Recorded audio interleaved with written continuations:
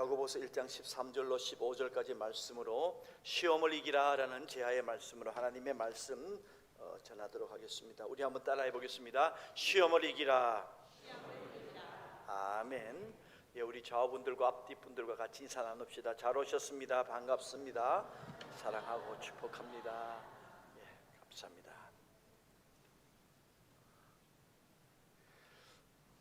계속해서 야고보서의 말씀을 나눕니다. 야고보 사도는 예루살렘의 한 교회에서 오랜 기간에 목회를 하신 분이라고 말씀을 드렸습니다. 그러면서 목회를 하다 보니까 정말 맞닥뜨리는 것이 모든 사람이 시험이 있다라는 것을 알게 되었습니다. 그래서 흩어져 있는 그리스도인들에게 편지를 보내면서 시험에 관한 말씀을 그 편지 상단에 이미 3차례에 걸쳐서 말씀을 이렇게 전하고 있습니다. 2절에서부터 4절까지, 또 그리고 지난주에 했던 12절 말씀, 그리고 오늘 본문까지 3차례에 걸쳐서 그 시험에 대한 말씀을 해 주십니다. 우리나라 말로는 시험이다라고 이렇게 한 단어로 나와 있지만은 사실 구분해 볼 필요는 있다고 생각합니다. 2절에 보면은 그 시련이라는 것, 그 시험은 시련을 의미하는 시험이라고 보면 좋을 것 같습니다. 그래서 그 시련을 이겨내면은 그 시련은 인내를 만들고, 그리고 결국에는 성숙한 신앙으로 이끌기 때문에 오히려 기쁘게 여기라고 말씀을 하고 있고요. 12절의 말씀에 보면은 우리가 어떤 영적인 테스트를 통해서 우리에게 영적인 실력을 알 수 있도록, 우리가 시험을 쳐보면은 학교 다닐 때도 내 성적이 어느 정도 되는지, 또 그리고 그 시험을 이렇게 통과하면은 뭐 공무원 시험도 공무원이 되고요, 뭐 사법고시도 사법, 이제 변호사, 판사 이렇게 되는 그런 것이 있는 것처럼 어떤 과정에서 그 시험을 거쳐서 내가 어느 정도의 수준이 된다는 것을 알 수가 있는 겁니다. 그래서 하나님께서 아브라함을 샘플로 두셔가지고 어떤 피조물보다도 하나님을 더 사랑한지를 한번 테스트해 보셨습니다. 그래서 믿음의 조상의 영향이 있는지를 알기를 원하셔서 100세 때 낳은 그 아들을 한번 번제로 드려보라라고 테스트를 해보았으니까 그때에 충분히 믿음의 그릇, 또 그리고 하나님께서 세우실 참 그릇으로 충분하다라는 그 테스트에 통과하게 되었다라는 겁니다. 하나님께서는 우리에게도 충분한 믿음의 그릇, 복의 그릇이 되는가를 보시기 위해서 그렇게 테스트를 하실 때도 있다라는 겁니다.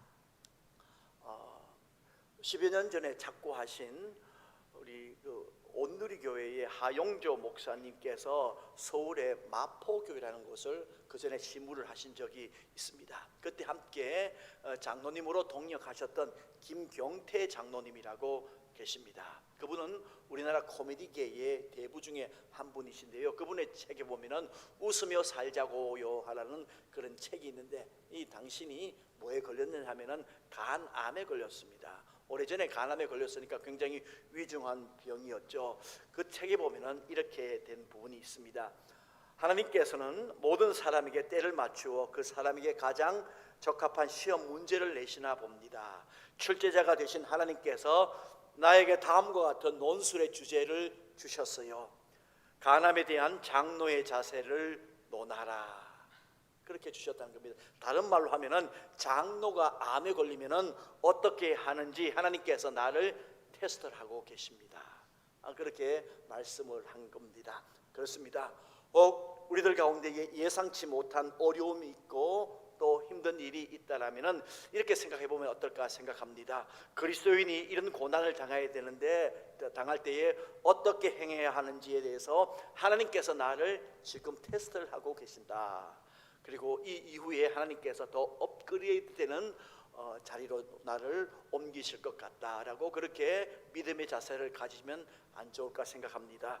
믿는 사람이 아픔을 겪고 실직을 하고 돈이 없을 때 어떻게 해야 하는지 하나님께서 나를 지금 테스트를 하고 계신다. 그 시간이다. 이것을 잘 견디고 또 그 테스트를 잘 통과하면 분명 하나님께서 더 귀한 영적인 자리로 저와 여러분들을 세워주실 줄로 믿습니다. 그렇게 잘 자라서 믿음이 성숙하고 또 충분한 하나님의 은혜의 복이 되는 그런 그릇들이 되시기를 주의 이름으로 축원드립니다. 자, 여기까지 보면은 소위 그 시험이라는 것이 시험 중에는 긍정적인 면을 말씀을 하고 있습니다. 비록 힘들고 어렵지만은 우리가 하나같이 우리에게 영적으로 성숙해지고 하나님과는 더 친밀해지도록 사람답게, 하나님의 사람답게 살도록 하게 하는 그런 하나님께서 허락하시는 시험이라고 볼 수가 있습니다. 다 잘 되도록 하는 겁니다. 그리고 지나고 보면은 참 견디기를 잘했다, 그 시험 내가 잘 이렇게 통과하기를 잘했다, 그렇게 생각하실 때가 있을 겁니다. 반면에 이제 오늘 본문 13절로부터 15절까지 말씀을 읽었는데, 여기에서 나오는 시험은 또 다른 시험입니다. 이 시험은 사실 번역을 할 때에 유혹이라고 그렇게 번역을 하면 훨씬 더 좋지 않나 생각이 됩니다. 저도 제가 개인적으로 번역하면 유혹이라고 번역할 것 같고요.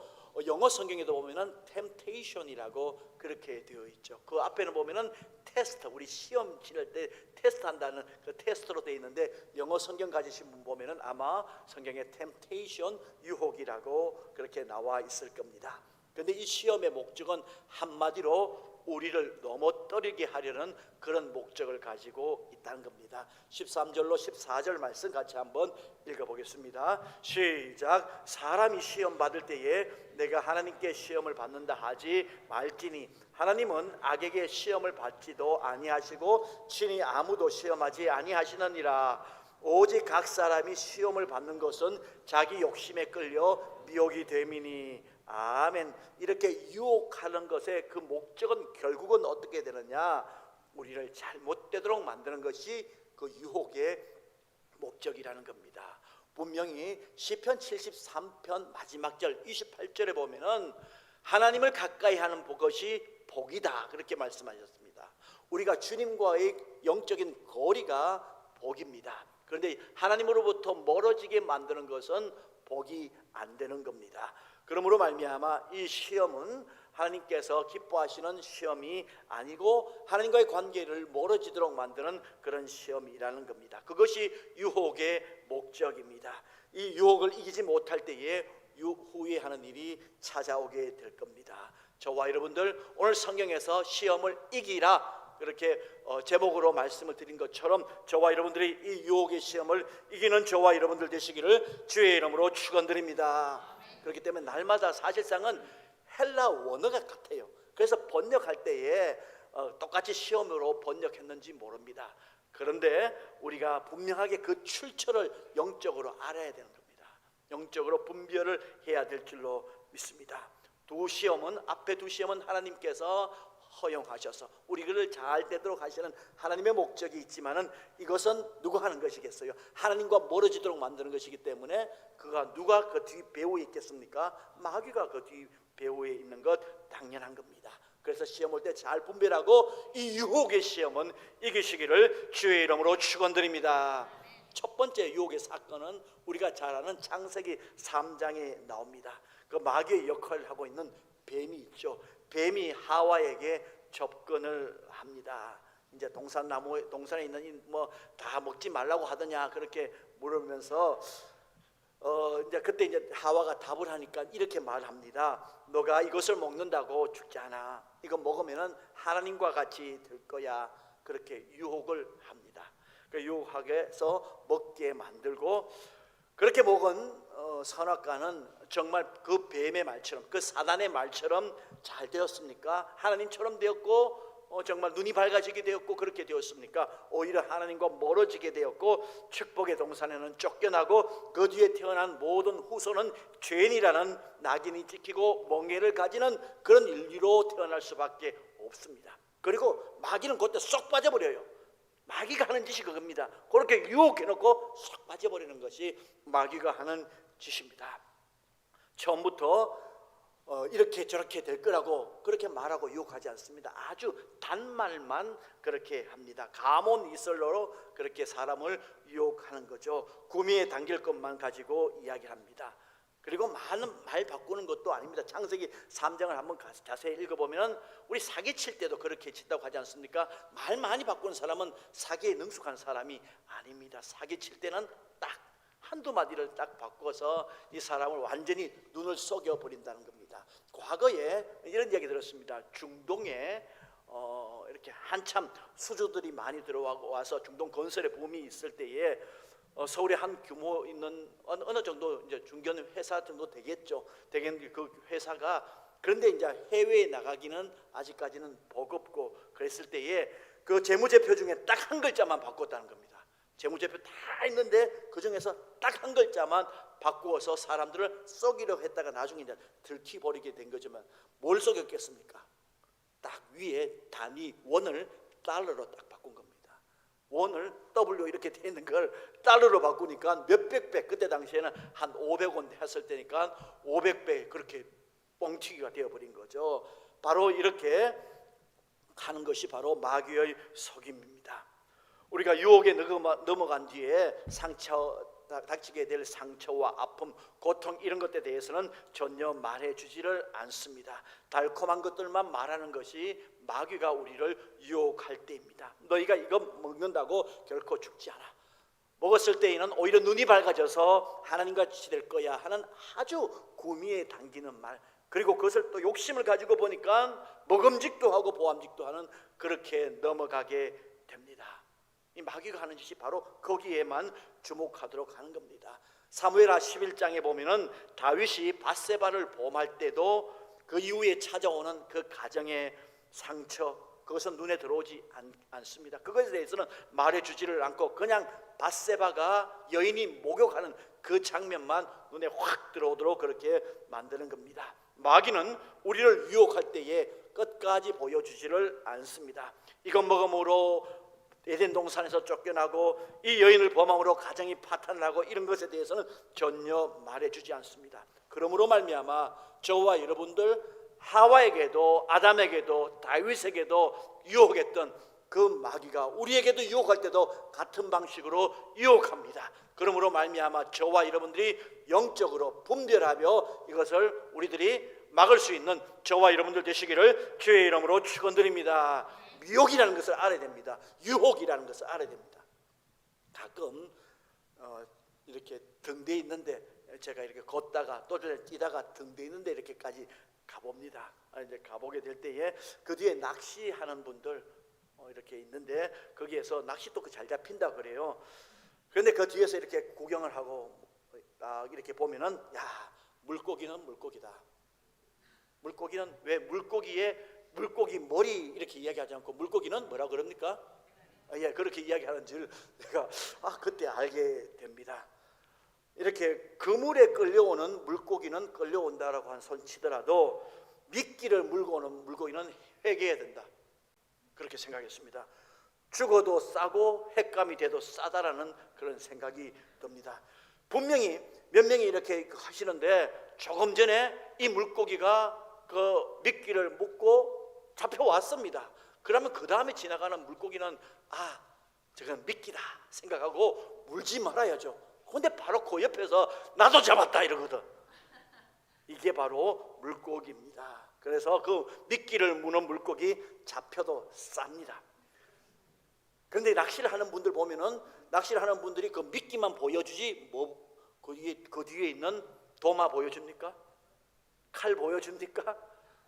벌벌 끓고 있는 이 뭐죠? 냄비 안 보여줘요. 그냥 미끼만 보여줍니다.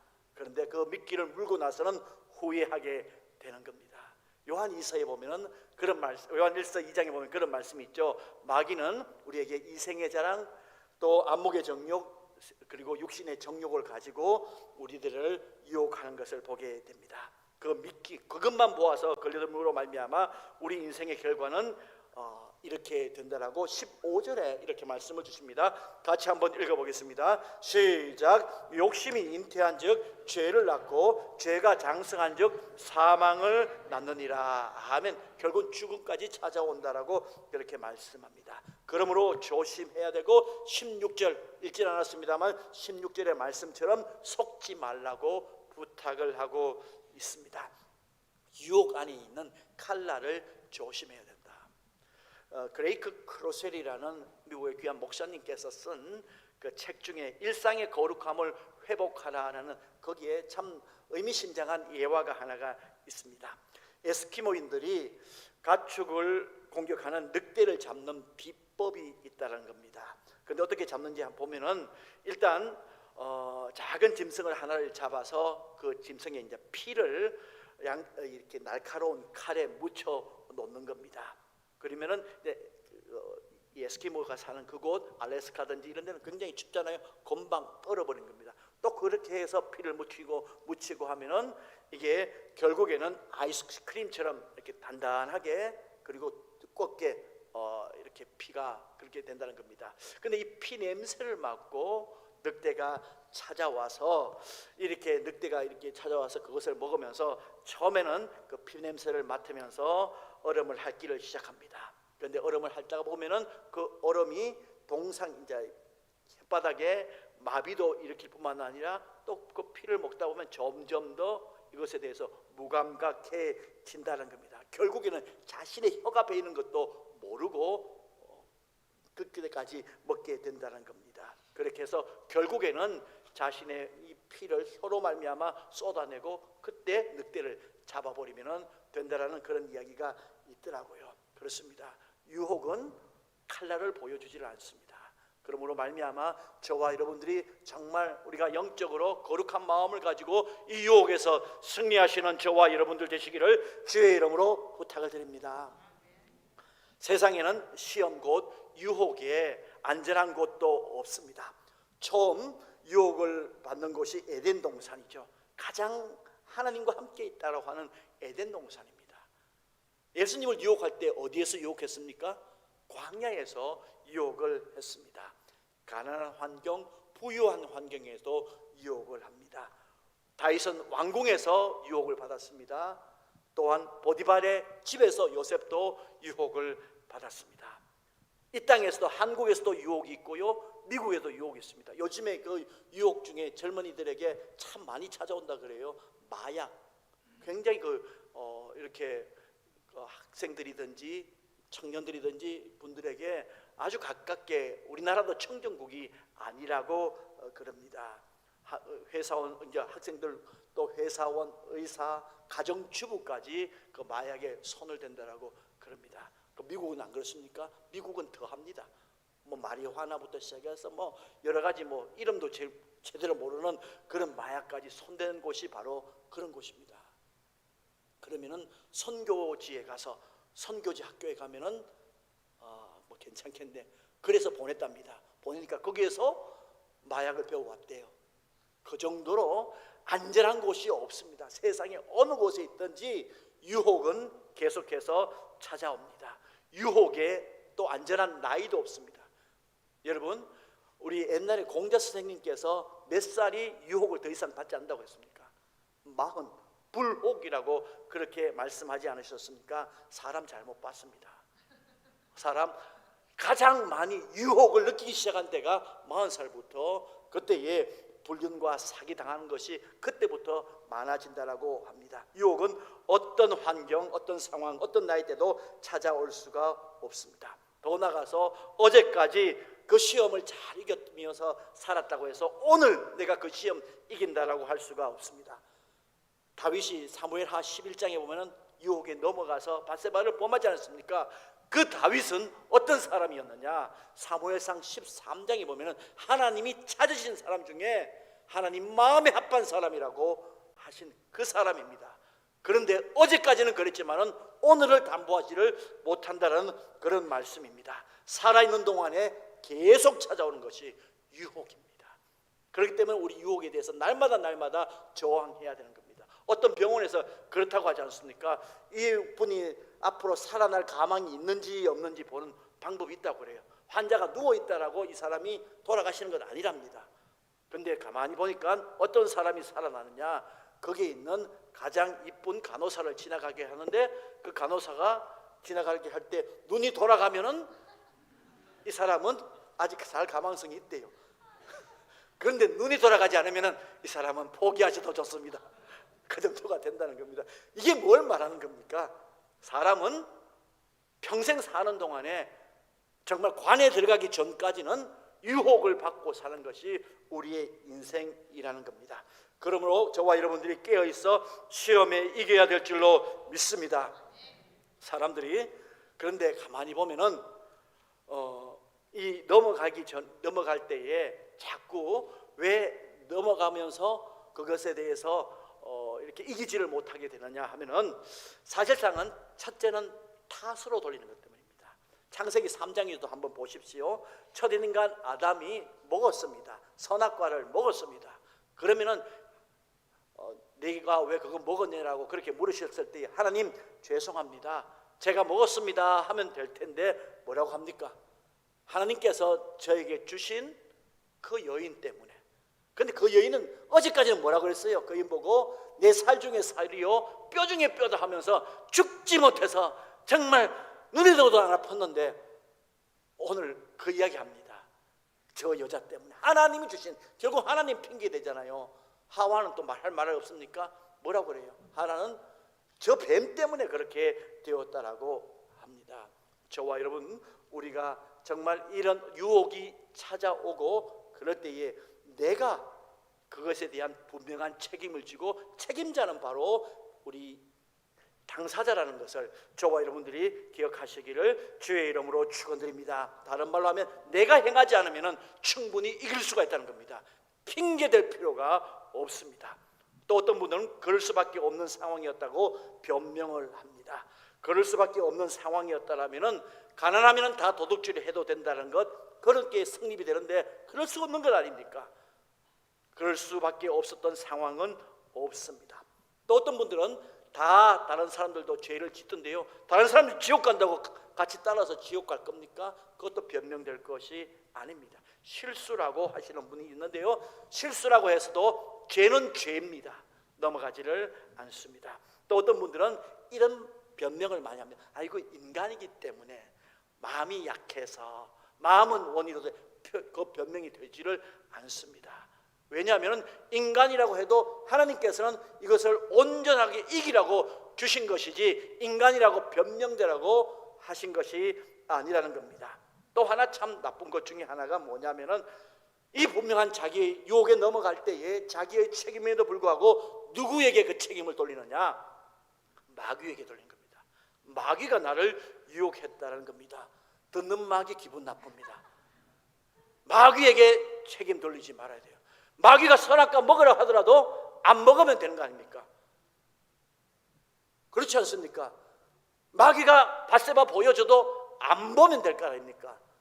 그게 바로 남에게 책임을 돌리지 말라는 겁니다. 또 어떤 분들은 몰라서 그랬다, 모르는 것, 성경에는 분명히 그것도 죄라고 말씀을 하고 있는 겁니다. 저와 여러분, 우리가 타인에게 다른 어떤 탓으로 돌리지 말고, 어떤 환경의 탓으로 돌리지 말고, 우리가 회개할 수 있을 때에, 혹이나 넘어갔을 때에 우리가 회개하는 저와 여러분들 되시기를 우리 주님의 이름으로 축원드립니다.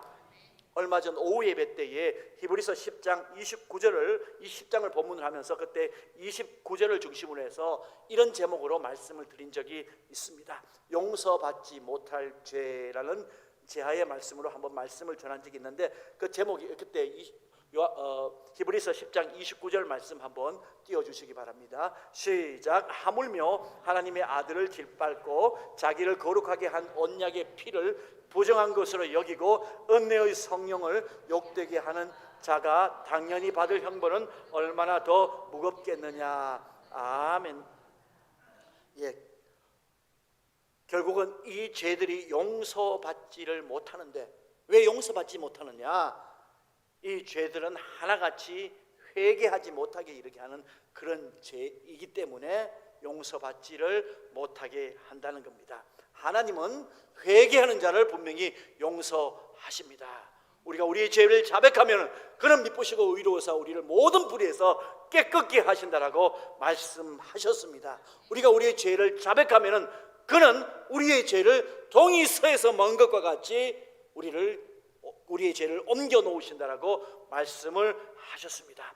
반면에 우리가 우리의 죄를 가지고 회개하지 않으면은 우리 주님께서는 용서하시지를 않습니다. 그러므로 말미암아 가장 무서운 죄는 어떤 죄일까요? 회개하지 않는 죄입니다. 내가 죄인임에도 불구하고 하나님 앞에 회개하지 않는 죄라는 것을 저와 여러분들이 기억하시고, 회개하기를 주의 이름으로 축원드립니다. 다윗이 귀한 면이 왜 그러느냐? 밧세바를 범하고 밧세바가 아기를 가지지 않았습니까? 그랬을 때에 참 완전 범죄를 만들기 위해서 밧세바의 원래 남편이 되는 우리아를 전쟁 앞에 이제 같이 이렇게 동침하도록 했는데 그것도 안 넘어가니까 결국에는 전쟁터에서 죽게 만들지 않습니까? 살인 교사죠. 뿐만 아니라 여기 볼 때에 간음까지 했죠. 아주 큰 범죄를 저질렀습니다. 이럴 때에 나단 선지자가 와서 당신이 죄인입니다 하고 했을 때에 나는 죄인으로서이다 두말하지 않고 자신의 죄를 자복한 그것을 하나님께서는 기쁘게 여기셨습니다. 그렇습니다. 반대로 사울을 보면은 사울은 사무엘이 예정한 시간보다 조금 늦게 오자 핑계됩니다. 사무엘 핑계되죠. 한 번은 또한 하나님께서 모든 짐승을 또 그리고 그 아말렉을 진멸하라고 그렇게 말씀하셨을 때에 진멸하지 않고 좋은 거 남겨두고 왜 남겨두었냐 하니까 핑계 또 되지 않습니까? 무슨 핑계 됩니까? 하나님께 좋은 거 드리려고 그랬다고 이런 핑계 저런 핑계 됩니다. 이렇게 변명할 때에 우리에게 어떤 손해가 있느냐? 결국은 우리가 하나님 앞에 가장 중요한 것이 하나님과 화목하고 하나님 앞에 나가야 되는데 이 회개의 자리에 서지 못하도록 만드는 것이 우리가 이 유혹의 자리에서 넘어가고 거기에 우리가 다른 핑계를 댈 때에 그렇게 된다는 것을 기억하시고 저와 여러분들이 정말 주님 앞에서 모든 믿음의 삶에 있어서 책임자로 서시는 저와 여러분들 되시기를 주의 이름으로 축원드립니다. 마지막으로 그렇다면 이런 유혹을 이기기 위해서 우리가 어떻게 해야 하는가 볼 때에 고린도전서 10장 13절의 말씀을 주시는 것 같아요. 같이 고린도전서 10장 13절 말씀 시작. 사람이 감당할 시험 밖에는 너희가 당한 것이 없나니 오직 하나님은 미쁘사 너희가 감당하지 못할 시험 당함을 허락하지 아니하시고 시험 당할 즈음 또한 피할 길을 내사 너희로 능히 감당하게 하시느니라. 아멘. 여기에서 시험도 템테이션입니다. 오늘 본문의 템테이션하고 똑같습니다. 시험이 올 때에 이것이 하나님께서 허락하시는 것 잘 되려고 하는 시련인지 아니면 테스트인지를 분별하고 그 다음에 나를 유혹으로 넘어뜨리는 시험이라고 안다라면 반드시 이겨야 됩니다. 그러기 위해서는 오늘 성경에서 피하라고 그렇게 말씀을 주셨습니다. 시험이 되는 자리에 피하라고 그렇게 말씀합니다. 꼭 어떤 다윗이 성적인 부분뿐만 아니라 또 우리가 약한 부분들이 있지 않습니까? 그 부분에 있어서는 피하라고 말씀을 주시는 그런 내용이라고 생각됩니다. 또한 지금 가만히 보면은 어떻게 되냐면요. 본문에 보니까 우리 한번 본문 다시 한번 더 볼게요. 이렇게 됩니다. 욕심이 끌립니다. 그 다음에 미혹이 되어서 그 다음에는 죄를 낳고 죄가 결국에는 장성하여서 사망에 이릅니다. 욕심에서부터 어떻게 되냐면은 잉태가 되고요. 그 다음에 죄를 낳고 죄가 장성합니다. 이제 그렇게 되는데요. 이런 상황에서 보니까 처음에 유혹받는다고 막 바로 사망에 이르는 것 아니지 않습니까? 점점 가는 겁니다. 그렇기 때문에 우리가 돌이킬 수 있을 때에 회개할 수 있을 때에 회개해야 된다라는 것을 말씀을 해 주시는 거죠. 한번 챗GPT한테 제가 오늘 한번 그림을 그려봤는데 한번 처음에 우리가 보십시오. 이럴 때에 돌이킬 수 있겠습니까? 안 돌이킬 수 있습니까? 충분히 돌이킬 수 있죠. 그죠? 이럴 때에 내가 가던 길에서 회개하여 돌이킬 수 있습니다. 그런데 어느 순간에 조금만 더 하다 보면 이런 순간이 나옵니다. 이런 순간이 나옵니다. 정말 내가 돌이키기 힘들 때가 나옵니다. 그리고 마지막에는 어떻게 되느냐? 하나 더 보여주십시오. 이렇게 됩니다. 결국은 그것과 함께 빠져버리게 된다는 것을 저와 여러분들에게 영적으로 주시는 말씀이 아닌가 그렇게 생각됩니다. 유혹이 오고 내가 욕심이 있을 때 그때 돌이키고 죄를 있을 때에 내가 돌이킬 수 있을 때에 돌이킬 힘이 있을 때에 돌이키시는 저와 여러분들 되시기를 주의 이름으로 축원드립니다. 그 다음에 하나는 성경에 보면은 유혹을 대표적으로 이기신 분이 있습니다. 누가 이기셨습니까? 예수님께서 이기시지 않았습니까? 마태복음 4장에 보면은 예수님이 돌을 떡으로 만들라 이렇게 하셨을 때에 뭐로 물리쳤습니까? 말씀으로 물리쳤습니다. 가만히 하와를 유혹할 때에 왜 아담을 먼저 유혹하지 않고 하와를 먼저 유혹했을까? 왜 그런 것 같아요? 하와가 만만해서? 하와하고 또 뭐 이렇게 더 이야기하기가 편해서? 가만히 보면은 아담은 하나님께 직접 말씀을 들었습니다. 하와는 아담에게서부터 들었던 그런 말씀입니다. 이게 무슨 말씀을 하냐? 나에게 주시는 하나님의 말씀, 붙드는 하나님의 말씀, 내가 간직해야 되는 하나님의 말씀이 분명하게 있다는 말씀입니다. 그 인생은 흔들리지가 않습니다. 승리하게 될 줄로 믿습니다. 저와 여러분들 우리 말씀을 가까이 하고 말씀을 많이 읽으시기를 주의 이름으로 부탁을 드립니다. 그러나 그 말씀이 그냥 많이 읽는 것에서 그치는 것이 아니고 그 말씀이 나의 말씀으로 내가 지키고 먹고 그 말씀으로 훈련되는 나의 말씀으로 살아가시는 저와 여러분들 되시기를 예수님의 이름으로 축원드립니다. 그리고 마지막으로 볼 때에 기도하라고 그렇게 예수님께서 말씀을 하셨습니다. 마가복음 14장 38절에 보면은 시험에 들지 않게 깨어 기도하라고 말씀 주셨습니다. 우리가 얼마나 자신이 있으면은 깨어서 기도하지 않습니까? 하나님께서는 우리들에게 날마다 우리가 생명의 목숨이 있는 이때에 계속해서 유혹 시험 다가올 때에 우리가 기도하면서 저와 여러분들이 승리하기를 주의 이름으로 축원드립니다. 기도하지 않으면 넘어가게 됩니다. 베드로가 그랬습니다. 예수님 시험에 들지 않게 깨어서 기도하라 했는데 베드로 어떻게 했습니까? 3번이나 졸았어요. 결국에는 어떻게 돼요? 베드로가 예수님을 3번이나 부인하는 결과를 가져오게 됩니다. 그렇습니다.